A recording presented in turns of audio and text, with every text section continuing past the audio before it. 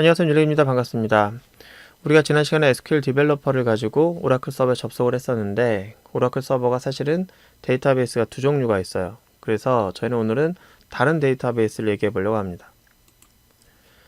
오라클이 이제 그 버전 올라가면서 9C 버전, 12C 버전 이렇게 하면서 그때부터 그래서 멀티 테넌트 아키텍처라고 하는 얘기를 이제 들고 나오면서 가상화라고 하는 것에 이제 편승을 하게 돼요. 그래서 원래 옛날에는 데이터베이스라고 하는 그게 이제 하나였는데 언제부터인지 데이터베이스가 보는 것처럼 가상화된 데이터베이스가 이제 등장을 해요. 그래서 데이터베이스가 큰 데이터베이스 하나 있고 그 큰 데이터베이스에 그 자원을 공유하면서 완전히 독립된 그런 조그만 데이터베이스 같은 가상화된 데이터베이스가 등장을 합니다. 마치 이렇게 생각하시면 돼요. 여러분들 운영체제가 있는데 운영체제에다 가상 컴퓨터를 또 설치하는 거 경험해 보셨는지 모르겠는데 버추얼 머신 같은 거 그게 윈도우즈 안에 또 윈도우즈가 있는 거잖아요. 뭐 그런 식이죠. 그래서 데이터베이스 안에 데이터베이스가 있는 그런 데이터베이스를 소개합니다. 저희가 만약에 윈도우즈에다가 가상 머신 같은 거 설치해 가지고 그 가상 머신 위에다가 윈도우즈를 또 설치했다고 합시다. 그러면은 그 가상 머신 안에 들어가 있는 윈도우즈는 우리가 플러그업을 하잖아요. 그거를 다른 가상 머신에 옮길 수도 있는 거고 그렇잖아요. 그죠? 그리고 이 가상 머신에서 돌아오는 윈도우즈는 그 바깥에 있는 호스트 윈도우즈의 자원을 같이 쓰는 거잖아요. 그렇죠. 그런 개념이에요. 그래서 그걸 뭐라고 하냐면 플러그업을 데이터베이스라고 하는데 지금 저희가 지난 시간에 접속했던 것은 그 플러그업을 하는 데이터베이스에 접속한 것이 아니라 그 바깥을 관할하는 CDB라고 해서 컨테인하고 있는 컨테이너의 데이터베이스 접속한 거예요. 그러니까 과거로 따지면은 걔가 진짜 데이터베이스고요. 그리고 저희는 그 안에 설치되어 있는 플러그업을 한 데이터베이스에 들어갈 수도 있습니다. 여기 보면은 이제 처음에 오라클 설치하게 되면은 이런 게 있어요. 컨테이너로서의 데이터베이스인 오라클이 있고요. 그걸 이제 CDB라고 해요. 그 CDB라고 하는 것에 접속을 할 수도 있고 거기 있는 계정을 가지고 여러분들이 뭔가 연습할 수도 있습니다. 근데 거기다 추가적으로 플러그업을 한 데이터베이스를 생성할 수도 있어요. 뭐 기본적으로 생성하는 쿼리는 이렇습니다. 뭐 create 플러그업을 데이터베이스에서 만들 수 있어요. 그렇게 되면 거기에 시드라고 하는 데이터베이스가 있는데 얘는 이제 데이터베이스는 아니고 어떻게 보면 템플릿이에요. 플러그업을 한 데이터베이스를 만들기 위한 템플릿인데 이런 식으로 만약에 플러그업을 한 데이터베이스를 만들어달라고 하면 가상 데이터베이스를 만들어라는 것과 같은 거예요. 그러면은 그 모델이 되는 녀석을 복사해 가지고 이걸 만들게 됩니다. 그러니까 이거 시드라고 하는 게 뭐예요?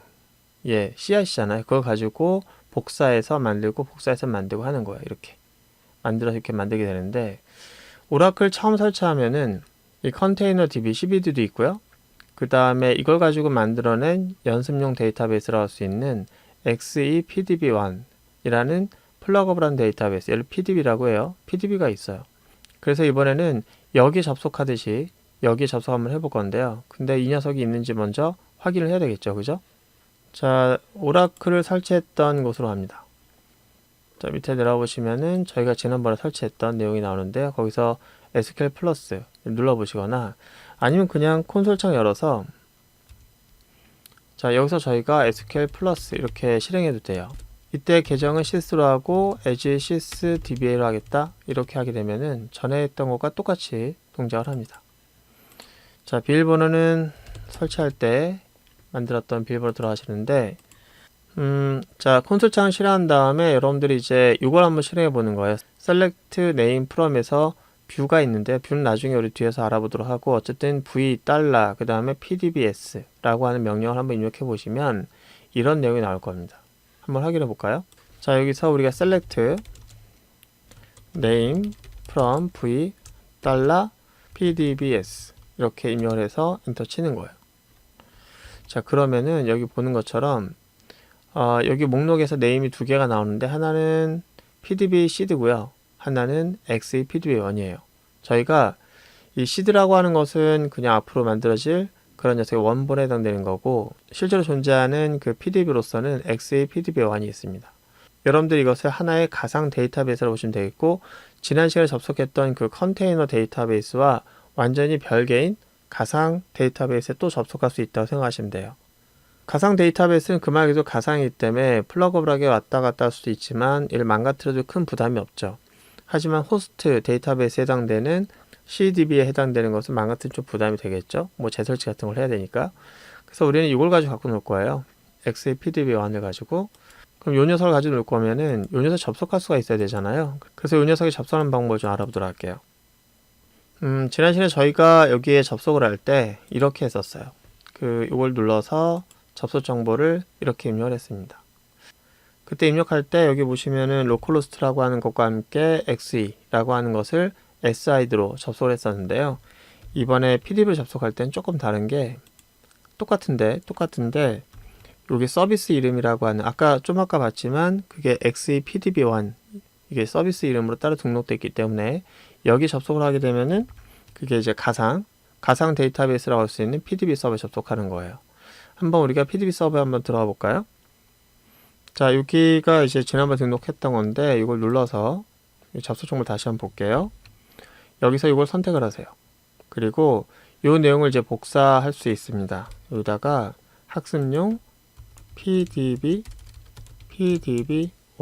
서버 이렇게 하고 똑같이 계정을 넣고 밑에서 SID라고 하는 녀석을 대신해서 서비스 이름을 바꿀게요. 그리고 XE PDB1 이렇게 할 거예요. 자, 그럼 테스트 한번 해볼게요. 와, 성공 떴어요. 이제 재밌는 건 뭐냐면 여기 있는 계정은 PDB1에 있는 계정이에요. 그 가상 데이터베이스인 계정이고 지난번에 사용했던 이제 그 오라클 학습용 계정은 그 컨테이너 DB에 있는 계정이에요. 그러니까 완전히 분리되어 있는 별도의 데이터베이스고 계정도 다 별도로 있고 데이터베이스도 다 별도로 있는 거예요. 자, 접속 한번 해볼게요.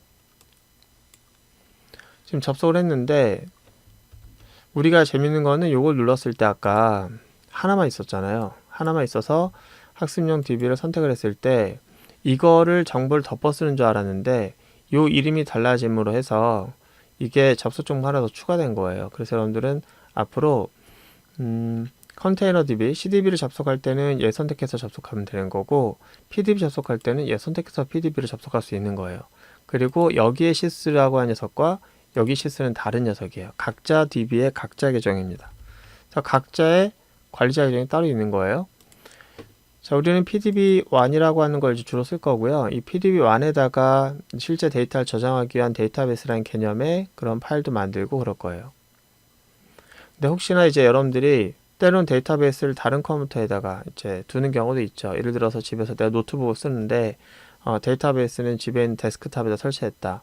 근데 노트북에 설치하고 데스크탑에 설치하는 게 귀찮아요. 그래서 같은 공유기를 쓰고 있는 환경에서 데이터베이스는 PC에서만 설치하고 싶은 거예요.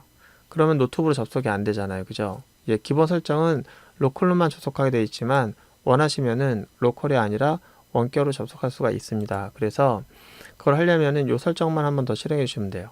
자, 이거는 이제 저장 프로시저인데요. 그 오라클이 갖고 있는 저장 프로시저 관리자가 사용하는 보시면은 세팅되어 있죠. listen, local, access.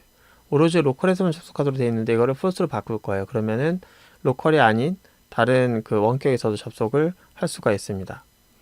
자, 그걸 할 때는 저희가 SQL 플러스가 접속했던 그 환경에서 이 CDB에서 실행하는 게 좋겠습니다. 거기서 자, 여기서 실행을 하는데 이거는 이제 저장 프로세스 실행하기 위한 그런 명령어고요. 거기다가 저장 프로세스 이름을 써주는 거예요. db ms_xdb. 원래 이게 리스너 설정 자체가 로컬만 액세스하게 돼 있는데 이거를 true로 돼 있는 게 기본인데 이거를 false로 하겠다 이거죠. 자, 이렇게 하고 이걸 실행해 주게 되면은 자, 이렇게 PL SQL 처리가 정상적으로 완료되었습니다 라고 하면은 이제 여러분 접속할 때는 이렇게 해야 됩니다. 우리가 접속을 할 때 이렇게 했었잖아요. 지금 보면은 이 접속자 IP가 이렇게 돼 있었잖아요. 근데 이 로컬호스트 하면 로컬만 되는 거잖아요. 근데 그게 아니라 내가 만약에 데스크탑에 설치했다. 그러면 데스크탑에 가서 콘솔 창 여시고 여기서 IP config 이렇게 한번 입력을 해서 보시면은 요 IP다. 그러면은 그 컴퓨터 IP를 통해 접속을 해야 되는 거예요. 그러면은 여기에다가 로컬호스트도 가능하지만 로컬에 접속할 때는 PC가 아닌 노트북에 접속했다. 그러면은 이렇게 그 PC에 해당되는 IP를 입력을 해서 이제 테스트를 해보고 그 다음에 되면 접속을 하면 되는 거예요. 근데 이제 주의할 사항이 있습니다. 뭐냐면은 제가 이 컴퓨터 접속하려고 하는데 그 컴퓨터가 방어벽에 설정되어 있는 거예요. 그래서 그 방어벽에 1521번 포트가 열려 있지 않다. 그러면은 접속이 안 되는 거겠죠. 여기서 제가 방어벽 설정에 대한 얘기를 또 설명하기에는 좀 범주가 벗어나기 때문에 그런 부분이 만약에 돼 있다고 하면은 그거는 좀 따로 공부하시면 좋을 것 같아요. 일단 이렇게 해서 접속을 하겠다라고 하면은 잘 될 겁니다. 자, 고생 많으셨고 오늘은 여기까지 할게요. 자, 오늘은 PDB에 접속하는 방법 알아봤는데 다음부터는 PDB를 기반으로 수업을 계속 진행하도록 하겠습니다. 오늘 고생 많으셨고요. 다음 시간에 뵙도록 하겠습니다.